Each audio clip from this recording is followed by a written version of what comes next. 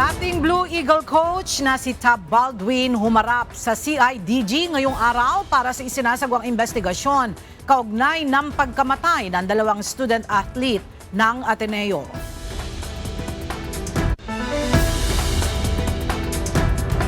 Senator Alan Peter Cayetano naniniwalang pang-iintriga ang ibinatong issue laban sa kanya ni Senator Panfilo Lacson hinggil sa umano'y nasayang na pondo sa ilalim ng kanyang liderato. Senator Lacson sinagot ang naturang paratang ng dating Senate President. Chairmanship sa tatlong komite sa Senado ibinigay sa minority senators ayon kay Senate President Sherwin Gatchalian.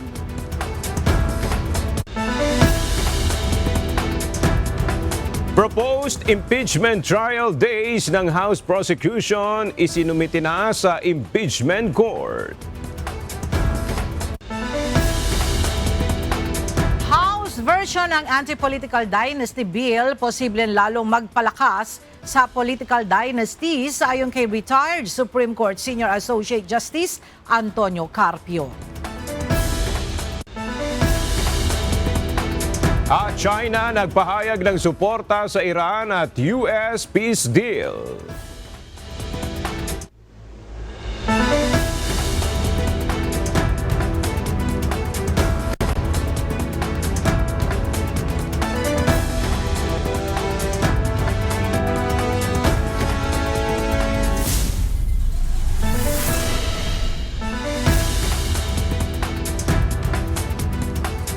Magandang tanghali mga kasangbahay. Ngayon po ay araw ng Biyernes, June 19, 2026. Tayo po ay sabayang napapakinggan sa Radyo La Verdad 1350, ang UNTV Radio. At una sa mga balita ngayon tanghali. Pang-iintriga. Ito ang paniwala ni Senator Alan Peter Cayetano sa naging pahayag ni Senator Panfilo Lacson na nasayang umano ang 700 million pesos na nagastos ng Senado sa loob ng 28 araw nitong pamumuno sa institusyon. Narito ang ulat ni JP Nunez. Tapos na ang Senate Flix. Back to work na tayo. Sa kabila ng pagtatapos ng madrama at maaksyong yugto sa Senado, heightened yung ating security. hindi pa rin natatapos ang palitan ng mga patutsada ni na Senator Ping Lacson at dating Senate President Alan Peter Cayetano. Sa isang post sa social media, binatikos ni Senator Lacson ang kinahinatnan ng Senado sa ilalim ng pamumuno ni Senator Alan Peter Cayetano bilang Senate President. Nagpahayag din ng panghihinayang ang senador sa nagastos ng Senado na 700 million pesos sa loob ng 28 araw na pamumuno umano ni Cayetano. Dumepensa naman si Senator Cayetano dito. Sabi ni Senator Lacson, sayang ang pera.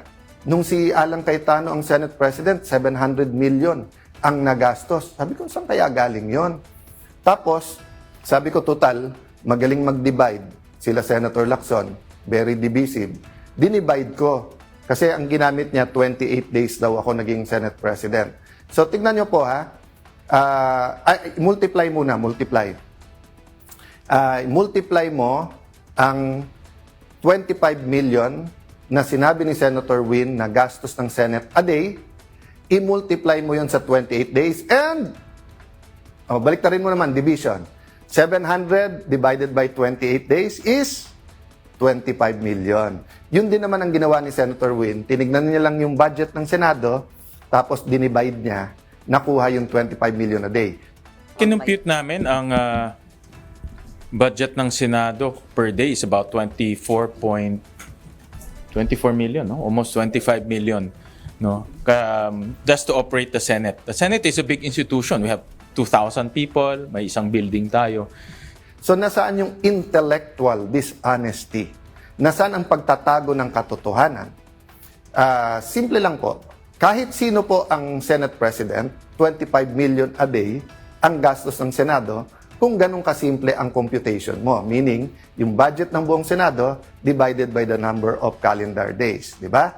Paniwala ni Cayetano, pang-iintriga ang ginagawa sa kanya ng ilang kasamahan sa Senado. So makikita nyo po, ni-reveal niya, parang pang-intriga, di ba? Kasi magaling naman talaga sila mang-intriga eh.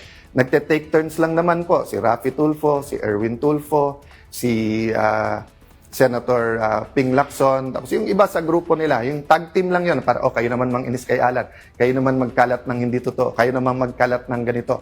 Palabasin natin ang gulo-gulo, di ba? Again, ano yung intent? Para hindi malaman ang buong katotohanan tungkol sa korupsyon sa ating bansa. Sa kasalukuyan, wala pang tugon ang mga nabanggit na senador sa naging pahayag ni Cayetano. JP Nunez, UNTV, News and Rescue. Diyos ang aming sandigan, serbisyo publiko ang aming pinahahalagahan.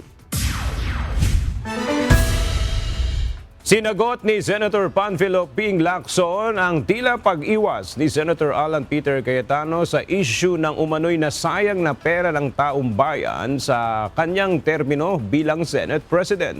Tungkol ito sa isa sa sinabi ni Senator Lacson na hindi bababa sa 700 milyong pisong nasayang na pondo ng Senado. Para sa detalye, may report si Jed Neresina live. Jed, ano yung paliwanag ni Senator Lacson tungkol dito sa umano'y nasayang na pera?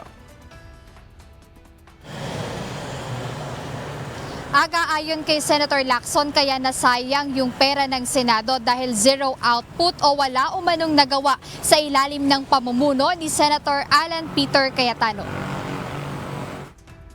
Tinuligsa ni Senator Panfilo Ping Lacson ang tila pag-iwas ni dating Senate President Alan Peter Cayetano sa issue ng 700 milyong pisong pera ng taong bayan na umano'y nasayang sa ilalim ng kanyang 28 araw na pamumuno. Ito ay matapos ituring ni Senator Cayetano na pang-iintriga lamang ang mga paratang ni Senator Lacson laban sa kanyang pamumuno sa institusyon. Ayon kay Senator Cayetano, hindi makatarungan ang pag-uugnay ng mahigit 700 million pesos na gastusin ng Senado sa kanyang panunungkulan dahil karaniwan na umano itong gastusin ng institusyon sino man ang namumuno. Ngunit para kay Senator Lacson, hindi basta pondo lang ang pinag-uusapan sa nasabing issue.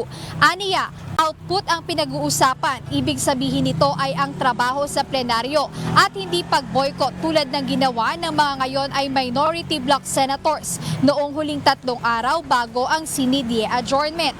Bukod pa riyan ay ang pagpasa ng batas at hindi umano ang mag-livestream sa Facebook. Dagdag pa ng senador sa kanyang post na kung ayaw aniyang tumulong ay huwag na lang manggulo. Binigyang diin pa ni Senator Lacson na kaya sayang ang pera ng Senado dahil zero o wala umanong output sa ilalim ng pamumuno ni Senator Cayetano. Sa kabila nito, iginiit naman ni Senator Cayetano na ang mga pahayag ng kapwa niya senador ay may layunin na iligaw ang atensyon ng publiko at hadlangan ang paglalantad ng mga isyu sa korupsyon ng pamahalaan.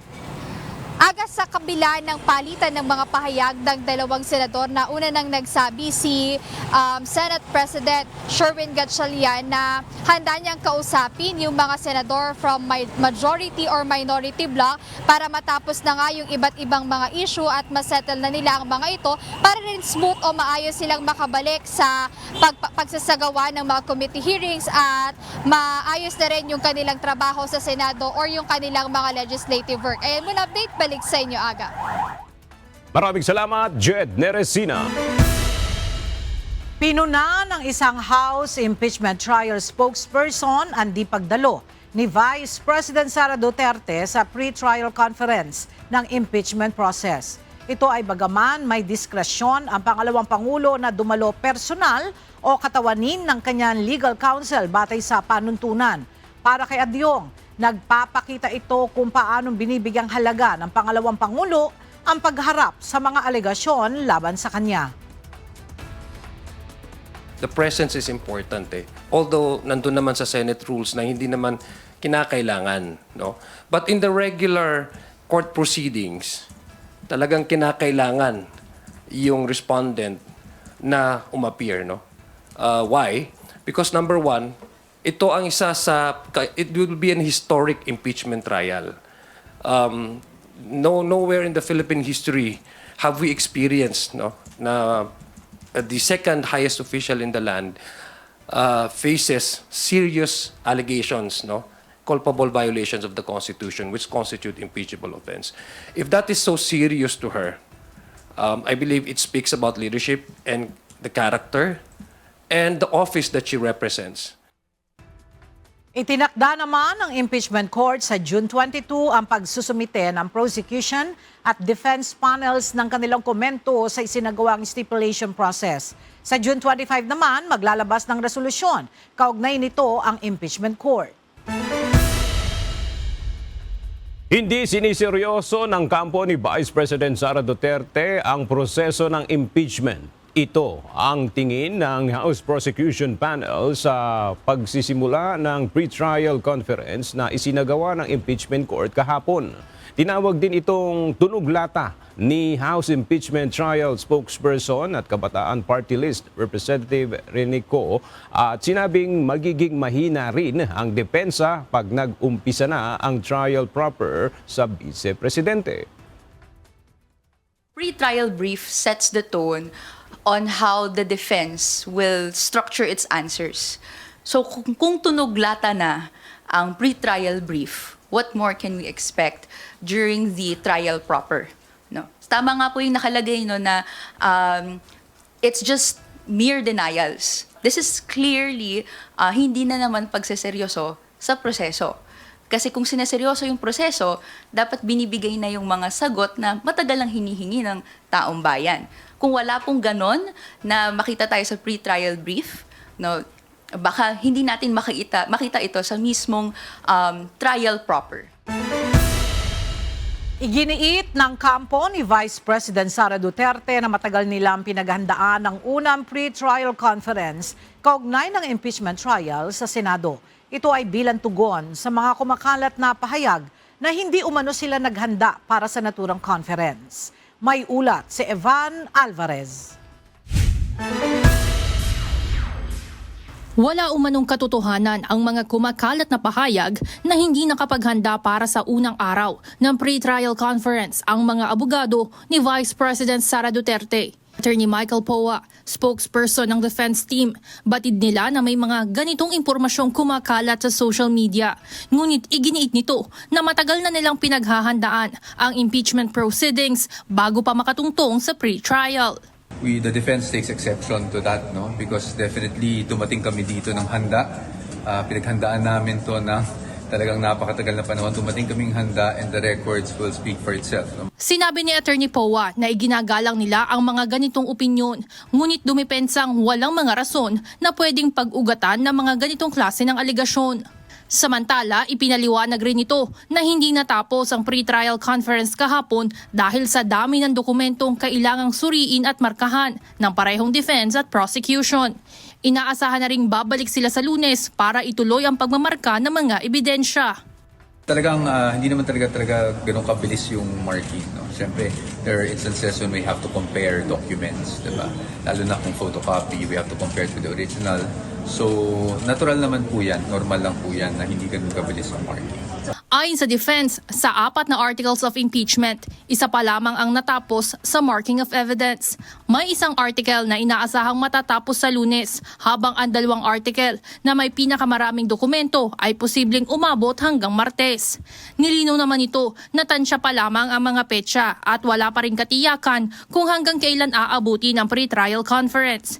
Ngunit malinaw anya sa kanila na sa July 6 ay tuloy na ang trial proper para sa impeachment. Siyempre, ang gusto namin sa panig ng defense at I think even naman prosecution, basta matapos kami ng mas maaga, mas maganda rin para sa amin para makapag-prepare na kami or makapag-focus na kami sa aming preparation for trial. Ayon pa sa depensa, nananatili rin ang kanilang komunikasyon kay Vice President Sara Duterte at agad rin itong bibigyan ng update hinggil sa naging takbo ng unang araw ng pre-trial conference. Wala pa rin umanong katiyakan kung dadalo ang bise sa impeachment trial, ngunit nagpahayag ang abogado nito na handa itong dumalo kung kinakailangan.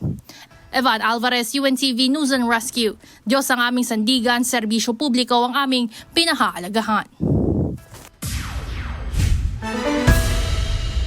Wala pang pinal na bilang ng araw ng impeachment trial kay Vice President Sara Duterte. Ito ang inihayag ni Lead Public Prosecutor at Batangas 2nd District Representative Jervil Luistro isang araw matapos isagawa ang pre-trial conference sa pagitan ng defense at prosecution teams na pinangunahan ng clerk ng impeachment court na si Attorney Renato Bantug.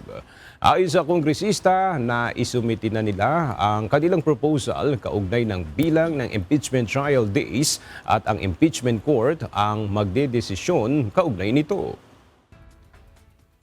There is no final yet. We submitted the proposed number of trial dates for the prosecution. The defense also submitted theirs, no? Both are submitted already to the impeachment court. So wait na lang tayo kung anong sasabihin ng impeachment court about the number of trial dates for the prosecution and the number of trial dates for the defense. Kompleto na ang komposisyon ng mga komite sa Senado ayon kay Senate President Sherwin Gatchalian. Inihayag din ng senador na binigyan nila ng chairmanship ang 3 senador na kabilang sa minorya. Alamin kung ano-anong mga komite ito sa report ni Jed Neresina. Tapos na ang agawan sa liderato at balik trabaho na ang mga senador. Ito ang binigyang diin ni bagong Senate President Sherwin Gatchalian sa kanyang unang press conference matapos ang kanyang pagkakahalal. Ayon kay Senator Gatchalian, dahil maayos at kompleto na ang komposisyon ng mga komite, maaari nang simulan ang mga pagdinig sa mga nabinbing panukalang batas.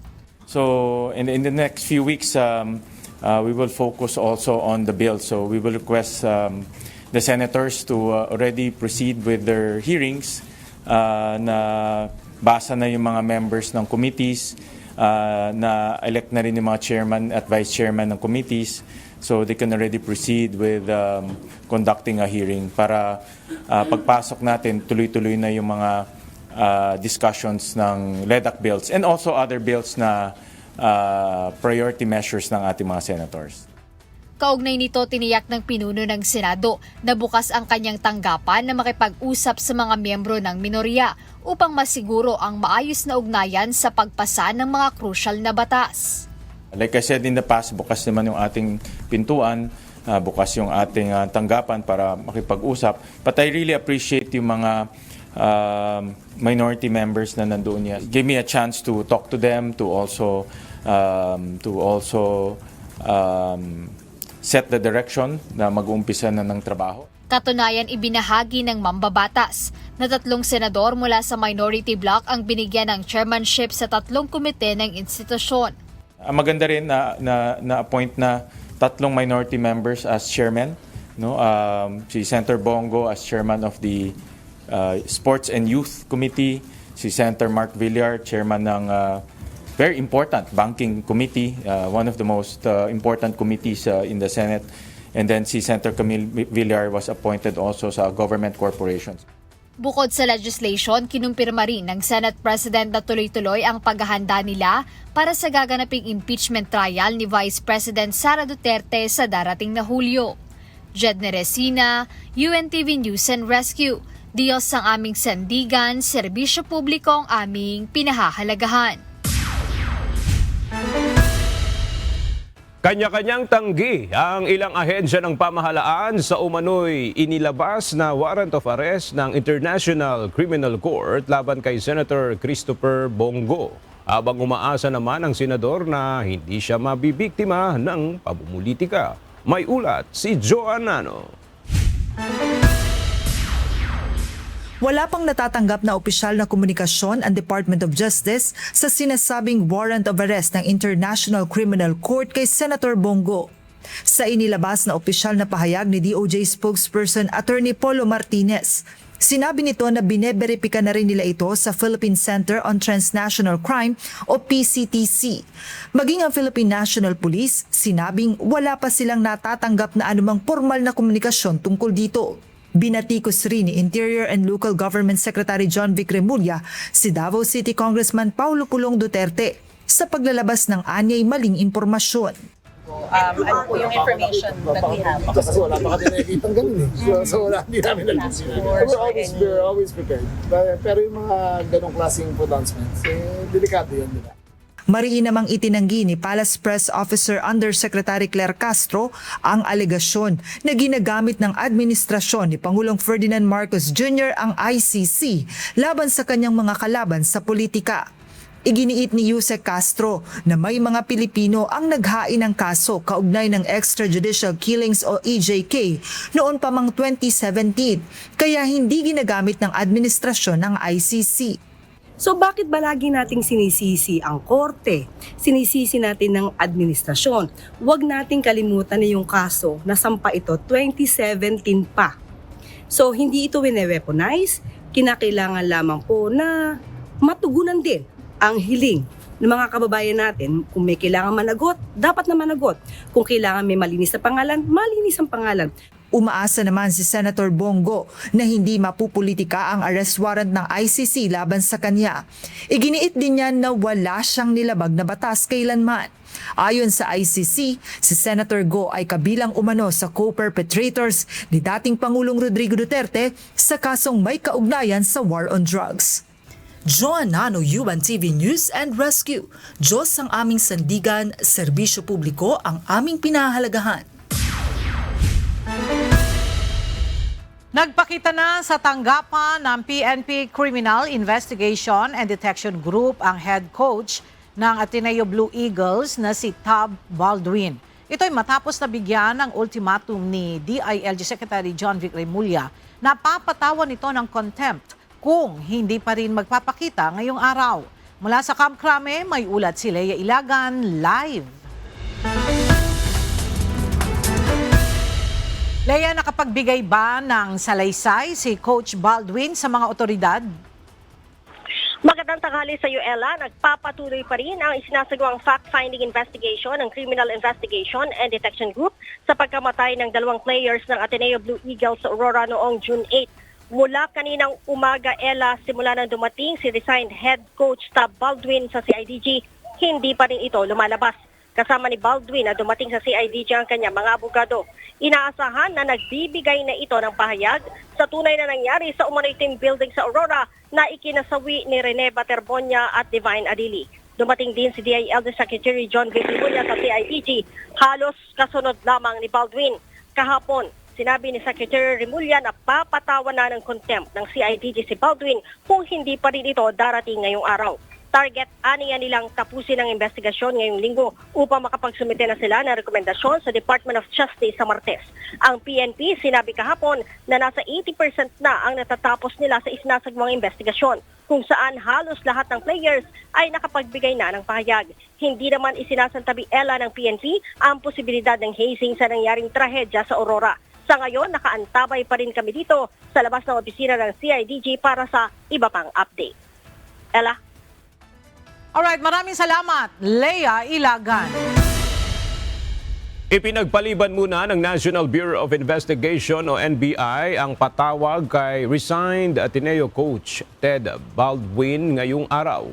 Ito'y sa kabila ng inaasahang pagdating sana nito sa tanggapan ngayong araw. Ang detalye sa report ni Evan Alvarez live. Evan, ano na ang usad ng investigasyon dyan sa NBI? Aga inilipat sa darating na June 22, Lunes, ang pagharap ng dating head coach ng Ateneo Blue Eagles basketball team na si Thomas Anthony Tab Baldwin. Ayon kay NBI Director Attorney Melvin Matibag, sa Criminal and Detection Group o CIDG muna ito humarap dahilan kung bakit inireset ang schedule sa NBI ngayong araw. Dumating naman kanina ang 2 abogado ni Ateneo de Manila President Bobby Yap para sabihing hindi ito makakapunta ngayong araw, ngunit handang ibigay ang mga ipinasabti ng dokumento sa susunod na linggo.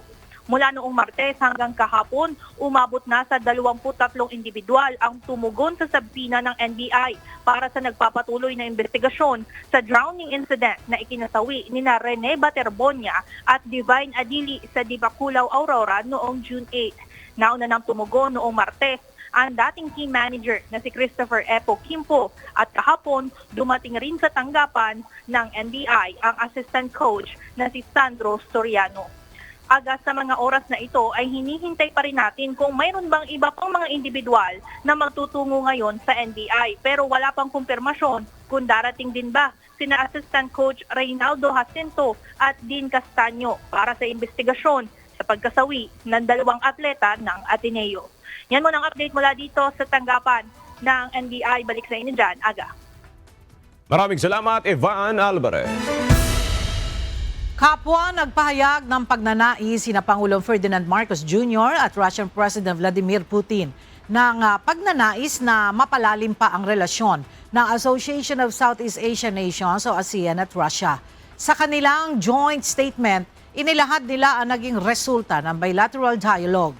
Kasunod na rin ang paglagda ng dalawang partido sa Kazan Declaration 2026. Ayon kay Pangulong Marcos Jr., malaki ang potensyal na lumago ang ugnayan ng ASEAN at Russia sa iba't ibang larangan. We also discussed developments in the wider Eurasian region and welcomed opportunities for greater engagement between ASEAN and the Shanghai Cooperation Organization and the Eurasian Economic Union. We noted the growing interaction between ASEAN and these organizations and recognized the potential for enhanced cooperation in areas of mutual interest, including economic connectivity, trade and investment, energy, agriculture, tourism, and addressing transnational challenges. Ayon naman kay President Putin, patuloy na susuportahan ng Russia ang ASEAN sa hakban nito na mapanatili ang kapayapaan sa rehiyon.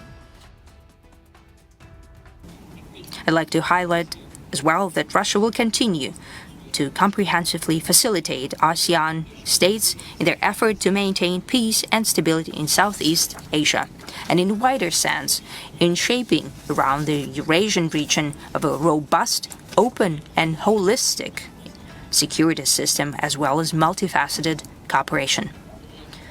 To bring together different integrational processes on the continent that are happening within such associations as ASEAN, Eurasian Economic Union, and Shanghai Cooperation Organization.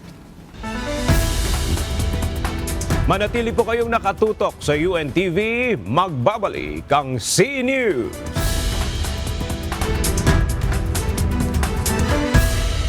Nagbabalik ang C-News. Good news sa mga motorista, nakakakita ng malaking indikasyon ng big-time rollback sa presyo ng mga produktong petrolyo sa susunod na linggo ang Department of Energy. Sa pananaw ni Department of Energy Oil Industry Management Bureau Director Rino Abad, mukhang malabo nang tumaas pa ang presyo ng langis kasunod ng paglagda ng initial peace agreement sa pagitan ng Estados Unidos at Iran. Inaasahang nasa 70 hanggang 80 pesos per liter na lang ang presyo ng mga produktong petrolyo. Patuloy namang nakamonitor ang DOE at umaasang babalik pa sa pre-crisis level ang presyo ng langis na nagkakahalaga lamang ng nasa 50 to 60 pesos ang kada litro. Tuloy pa rin ho ang ating pagbantay kung lalala ito. But kung hindi na ho at may 2 months kung 60 days na sinasabi na compliance period yung US and Iran dun sa mga conditions ng kanilang agreement, pag na-sustain ho yun, mukhang magtutuloy-tuloy na ho tayo na muling maibabalik natin yung level ng price at level ng supply before the crisis. Ginunita ngayong araw ang ika-165 kaarawan ng tinaguriang pambansang bayani na si Dr. Jose Rizal. Itinaas ang bandila ng Pilipinas at nagsagawa ng wreath laying sa kanyang bantayog sa Luneta Park sa Maynila kaninang umaga. Pinangunahan ni Manila City Mayor Isko Moreno Domagoso ang isinagawang programa. Idineklarang special non-working day ng Malacanang ang darating na June 24 sa Maynila. Ito ay upang bigyang daan ang mga taga-Maynila na makiisa sa ika-455th founding anniversary ng lungsod. Nilagdaan ni Executive Secretary Ralph Recto ang Proclamation No. 1320 kaugnay ng deklarasyon. Humingi ng suporta ang Department of Transportation sa mga miyembro ng Association of Southeast Asian Nation o ASEAN para sa railway projects ng bansa. Kasabay ito ng isinasagawang ASEAN Railway Conference 2026 kung saan host ang Pilipinas ngayong taon. Narito ang ulat ni Asher Cadapan Jr. Nanawagan si Transportation Secretary Banoy Lopez sa mga miyembro ng Association of Southeast Asian Nation o ASEAN sa patuloy na pakikipagtulungan sa Pilipinas para sa mga railway project ng bansa. Kasabay ito ng pagbubukas ng ASEAN Railway Conference kahapon kung saan host ang Pilipinas ngayong taon.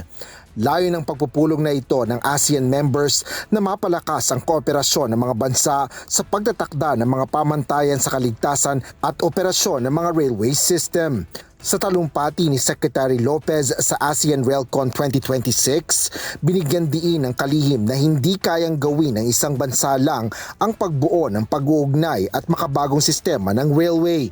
Kaya mahalagaan niya ang pagbabahagi ng ASEAN upang maisulong ang mga integrated at interoperable rail system sa Pilipinas. We reaffirm today that rail is more than infrastructure. It is connectivity, opportunity, and inclusion in motion. And we recognize that no country can build this future alone. We call on our ASEAN partners to continue working with the Philippines, sharing knowledge, technology, and expertise as we pursue integrated and interoperable railway systems across our region. Ipinunto rin ng kalihim na malaking tulong ang mga international development partners sa pagpapatupad ng mga pangunahing proyekto. Kabilang dito ang North-South Commuter Railway, Metro Manila Subway at ang Metro Rail Transit o MRT Line 3. Aniya, ang mga proyektong ito ay hindi lamang infrastruktura kundi mga daan upang mapagdugtong ang mga komunidad, negosyo at mga pagkakataon para sa pag-unlad. Our first ever subway, the Metro Manila Subway, is steadily progressing. With tunnel boring machines now in operation and works advancing across multiple fronts, this 33-kilometer project will connect Valenzuela to Pasay with a spur to NAIA Terminal 3 and will serve over 500,000 passengers daily. More importantly, it will give back what the traffic has taken away: time, productivity, and quality of life. Kasabay nito, isinusulong din ng Pilipinas ang pagpapaunlad ng mga kakayahan ng mga manggagawa sa sektor ng riles sa pamamagitan ng Philippine Railways Institute. Binigyan diin ng DOTR Secretary ng pagkakaisa ng ASEAN ay mahalaga upang makamit ang maayos na transportasyon at mataas na antas ng pamumuhay para sa mga mamamayan sa rehiyon. With these game-changing projects, we can transform the entire landscape of the Philippine transportation. But to achieve this, we would need help and collaboration from our partners and friends from ASEAN countries. We all must demonstrate our solidarity as it is in our best interest, and we owe it to future generation. A better future and an upgraded standard of living and quality of life for all. Asher Cadapan Jr., UNTV News and Rescue. Diyos ang aming sandigan, serbisyo publiko ang aming pinahahalagahan. Ipinaliwanag ni retired Supreme Court Senior Associate Justice Antonio Carpio ang House version ng Anti-Political Dynasty Bill matapos niyang igiit na maaring mapalakas palalo nito ang political dynasties sa bansa sa halip na malimitahan ang kapangyarihan ng mga political clans. Ang detalye alamin natin sa ulat ni Ryan Lacanlale Live. Ryan, paano nasabi ni Justice Carpio na magpapalakas pa yung panukalang batas sa mga political dynasty sa bansa? Ayon kay Carpio, ang panukala ng Kamara ay tinatawag niyang Political Dynasty Legitimization Law dahil sa disenyo nito at sa mga limitasyong nakapaloob dito. Sa ilalim ng House version, may 5 antas ng gobyerno na saklaw ang national, congressional, provincial, city o municipality at barangay. Sa bawat antas, isa lamang ang pinapayagang miyembro ng isang pamilya. Ang bawal ay ang second degree of consanguinity tulad ng magulang, anak, kapatid at lolo o apo. Hindi sapok ang mas malalayong kamag-anak tulad ng first cousin. Hindi rin ganap na pinatigilan ang pamilya kumalat sa iba't ibang antas ng posisyon ng gobyerno basta't hindi magkakapareho ng pwesto. Ayon kay Carpio, dahil dito maaari pa rin makapaglagay ng miyembro ang isang pamilya sa iba't ibang posisyon sa iba't ibang antas ng pamahalaan. Kaya imbes na mapahina ang political dynasty, mas magiging organisado at mas matibay pa umano ang kontrol ng isang pamilya sa politika. Ikinokonekta rin ang political dynasty sa umano'y korupsyon sa mga proyekto ng gobyerno, partikular sa flood control. Sa ilalim ng sistema ng budget ng Kongreso o General Appropriations Act, sinasabi na may malaking impluensya ang mga mambabata sa paglalagay ng pondo ng proyekto. Gayaan yan ang pagsisiwalat ni dating DPWH Undersecretary Roberto Bernardo, kung saan 30% lamang ng pondo ang napupunta sa aktwal na proyekto, habang ang malaking bahagi ay napupunta sa korupsyon. Dahil dito, nagkakaroon umano ng ghost project, substandard na infrastruktura at paulit-ulit na problema sa pagbaha. Kaya napag-iwanan na tayo ng pagdating sa infrastruktura sa ibang karatig na bansa gaya sa ASEAN, gaya ng Vietnam, Cambodia at Laos. Panukala nila, limitahan ang political dynasty sa isang miyembro ng pamilya lamang sa buong national hanggang local level at palawakin ang saklaw ng bawat hanggang 4th consent degree upang hindi maiwasan o makaiwas ang mga pamilya sa batas. Siya muna ang latest mula dito sa Manila. Balik sa'yo, Aga. Maraming salamat, Ryan Lacanlale. Malugod na tinanggap ni Finance Secretary Frederick D. Go ang delegasyon ng International Monetary Fund o IMF na pinamumunuan ni Mission Chief Andrea Pescatori.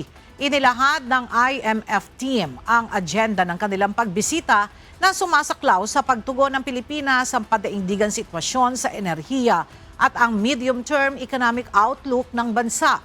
Kasama rin sa agenda ang mga regional priorities sa ilalim ng ASEAN at mga larangan para sa teknikal na kooperasyon. Binigyan din ni Secretary Go na nananatiling matatag ang bansa sa medium-term fiscal consolidation program. Kasabay nito, patuloy anya ang pagtutok ng pamahalaan sa pagpapalakas ng revenue collection kabilang ang mas malawak na hakbang tungo sa digitalization upang mas maging mahusay ang tax administration.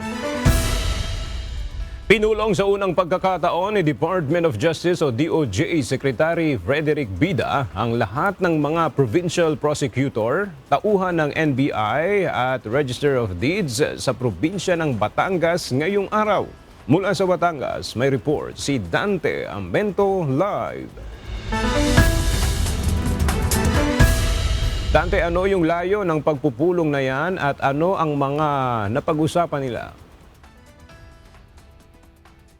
Magandang tanghali, Aga. Pangunahing layunin nitong pagpupulong ngayon sa pangunguna ng Department of Justice ay maisaayos yung prosekusyon para magkaroon ng hustisya, lalo doon sa ating mga kababayan na humihingi nga ng katarungan sa pamamagitan ng pamahalaan. Nagtipon-tipon ngayong araw ang mga prosecutor sa probinsya ng Batangas kasama ang mga tauhan ng National Bureau of Investigation o NBI at Register of Deeds. Bahagi ito ng pagpapalakas ng ugnayan ng mga empleyado na nasa ilalim ng Department of Justice o DOJ. Sa kanyang mensahe, binigyang diin ni DOJ Secretary Frederick Bida ang kahalagahan ng kolektibong pagkilos at pagkakaisa upang mapalakas ang sistema ng katarungan sa Pilipinas. Ipinaalala na ang pagtataguyod ng hustisya ay hindi lamang nakasalalay sa iisang individual, kundi sa pagtutulungan ng lahat ng nasa unahan ng criminal justice system. Let this occasion serve as a reminder that our greatest strength lies not only in our individual competence, but also in our unity as public servants, dedicated to a common cause. Together, we can continue to elevate the standards of prosecutorial service and uphold the noble ideals of justice that define our calling.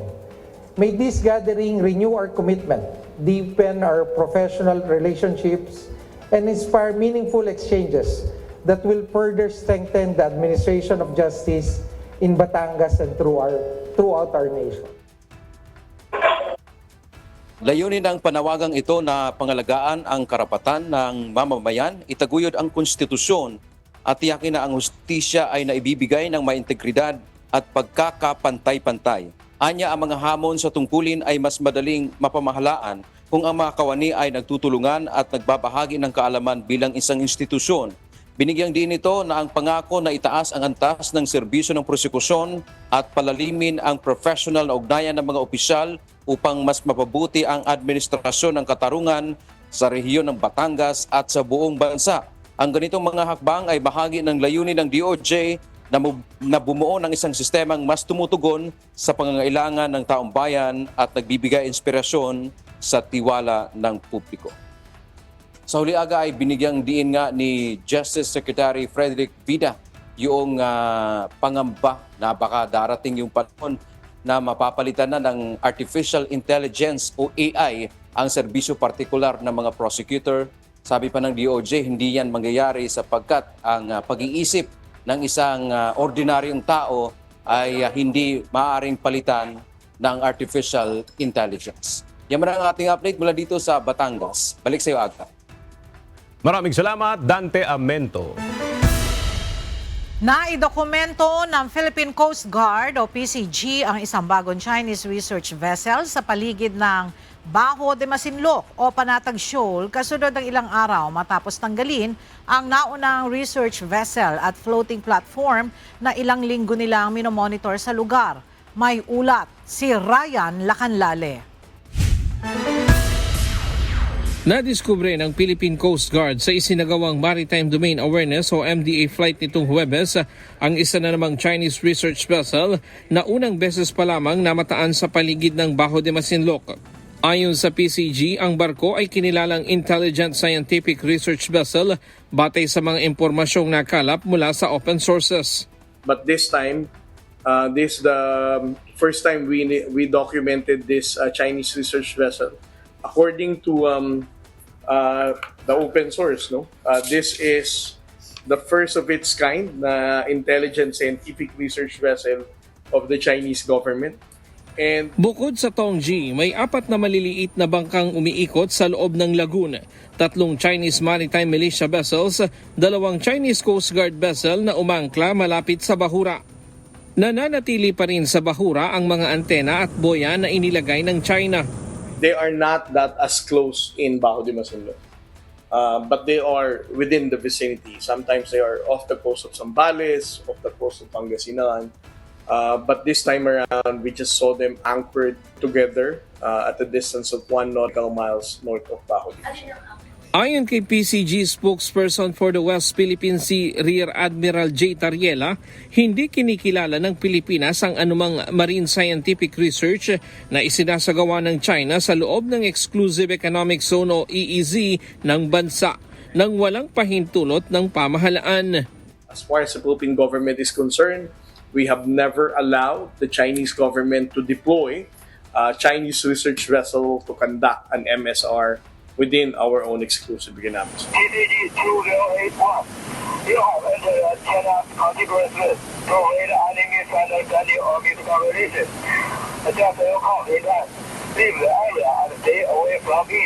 Muling nakaranas ng radio challenge ang PCG aircraft mula sa People's Liberation Army Navy at Air Force ng China habang nagsasagawa ng routine patrol sa lugar. Sa kabila nito, iginiit ng Coast Guard na legal at naaayon sa UNCLOS at 2016 Arbitral Award ang kanilang operasyon sa West Philippine Sea. Ryan Lacanlale, UNTV News and Rescue. Diyos ang aming sandigan, serbisyo publiko ang aming pinahahalagahan.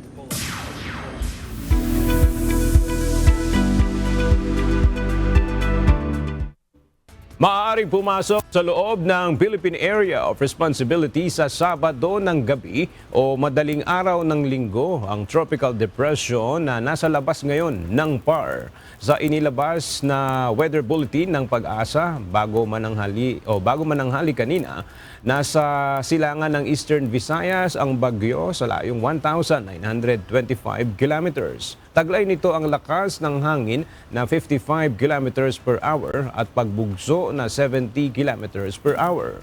Dumutulak naman ito pa kanluran sa bilis na 20 kilometers per hour.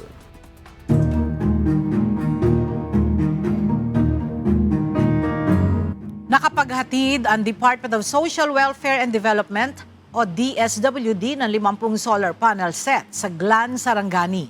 Gagamitin ito ng mga residente na nasa evacuation center na naapektuhan ng magnitude 7.8 na lindol noong nakaraang linggo.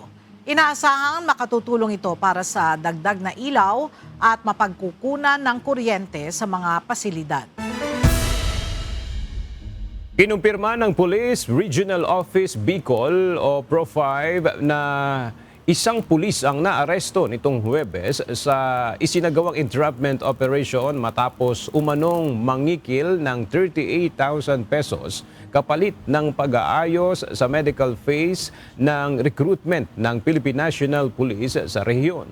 Ang 40 anyos na pulis nakatalaga sa Regional Medical Unit 5 ay dinala sa Legazpi City Hospital para sa pagsusuri bago inilipat sa Legazpi City Police Station para sa dokumentasyon. Binigyang diin ni Pro-5 Director Brigadier General Erosito Miranda na ang operasyon ay patunay ng mas pinaigting na internal cleansing program ng organisasyon. Aniya, ang proseso ng recruitment at pagpili ng mga tauhan ay dapat na manatiling mahigpit na nakabatay sa merito, transparent at walang anumang impluwensya o kapalit na pera.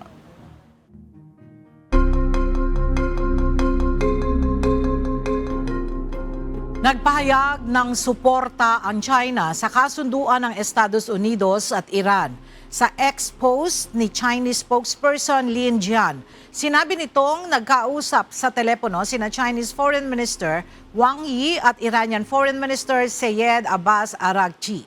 Dito, binigyan diin ng China ang kahalagahan ng Memorandum of Understanding na nagmarka ng pagsisimula ng negosasyon sa pagitan ng Iran at Estados Unidos. Ayon kay Lin, napatunayan na hindi solusyon ng puwersa at power politics kundi ang dialogo at negosasyon ang tamang landas sa kapayapaan. Binanggit din ni Lin ang pangangailangan na matugunan ng maayos ang usapin ng kalayaan sa paglalayag sa Strait of Hormuz bilang tugon sa malawak na pangamba ng pandaigdigang komunidad. Muling pinagtibay ng Estados Unidos at Australia sa ika-75 taon ng kanilang alyansa ang ugnayan ng dalawang bansa. Ayon kay U.S. Department of State Assistant Secretary ng Bureau of East Asian and Pacific Affairs, Michael G. Disombre, patuloy na nagbubukas ng bagong development pathways ang dalawang bansa. Sa Seattle, ginanap ang Sports, Tech and Innovation Dialogue na nagtipon ng mga lider mula sa Amerika at Australia upang palakasin ang kooperasyon sa teknolohiya, negosyo at palakasan. Ang mga bagong inisyatiba sa larangan ng sports, technology at innovations ay inaasahang magdadala ng mas malalim pang pakikipagtulungan at mas matibay na relasyon sa pagitan ng Estados Unidos at Australia.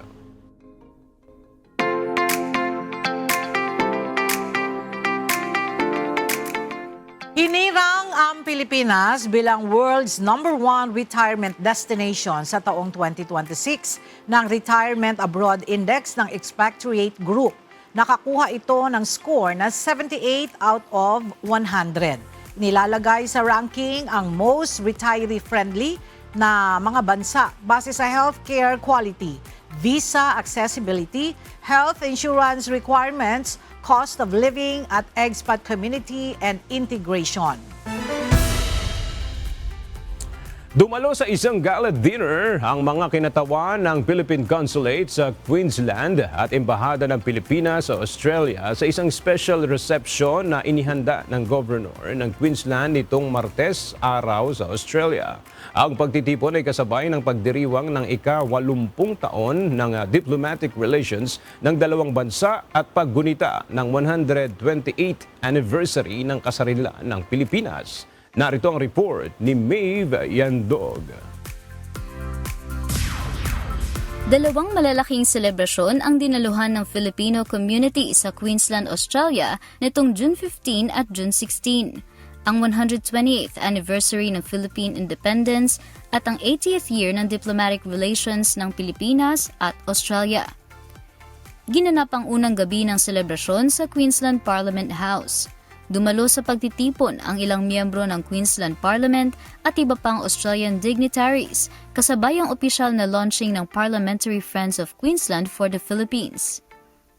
Ang grupo ay binubuo ng members of parliament mula sa iba't ibang partido na naglalayong itaguyod at palakasin ang ugnayan ng bawat isang grupo sa komunidad. Well, it's an accumulation actually of working hard with the community to establish Parliamentary Friends of Queensland for the Philippines. So it's a significant occasion, and the fact that we now have Parliamentary Friends. So for me, it's one of the highlights as being an honorary consul. Kinilala naman ng ilang mambabatas ng Australia ang malaking kontribusyon ng mga Pilipino sa pag-unlad ng bansa, lalo na sa health sector. Well, as the Speaker of the House of Representatives, it means that we recognise the incredible contribution of all the Filipinos in Australia, but also the two-way trade and opportunities that continue to grow between our countries.